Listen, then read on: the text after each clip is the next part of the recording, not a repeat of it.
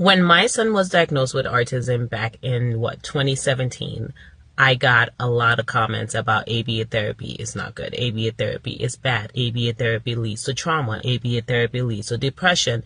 And there are a lot of adults who have autism that do not agree with the practices of ABA therapy.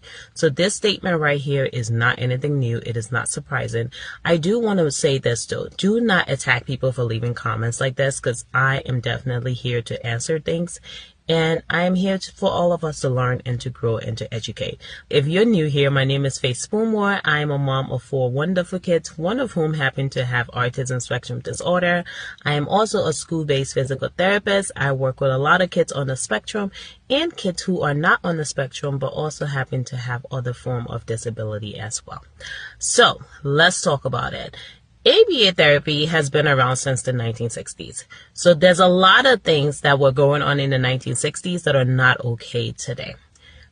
There's also a lot of things that were going on in the 1960s that are still happening today that is still not okay. Like I said before, you as a parent will have to be okay with hiring and firing people. So if you go and you put your child in a center for ABA therapy, I highly recommend that you go and you visit that center. Do surprise visit.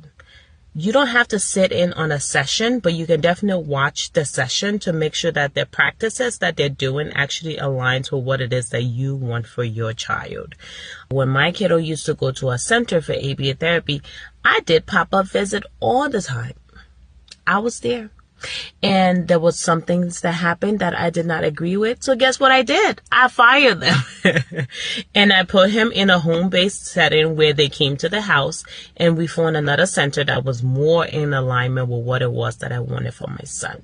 Now there are centers that follow more like the child-led plan, which is where your kid is actually being they're being helped so that way they're building more on the skills that they already have, and they're not so much being forced to be something that they are not. So moms, if you are concerned about ABA therapy, it is a great service. There's a lot of history behind it that is not that great, but this is 2025. There are a lot of things that have improved, and there are a lot of things that have not improved. You have to do the legwork. You have to do the homework to find the place that is in alignment with your family and your family goal. If you found this tip to be helpful, go ahead and follow along, as I plan to share a lot more on this autism journey.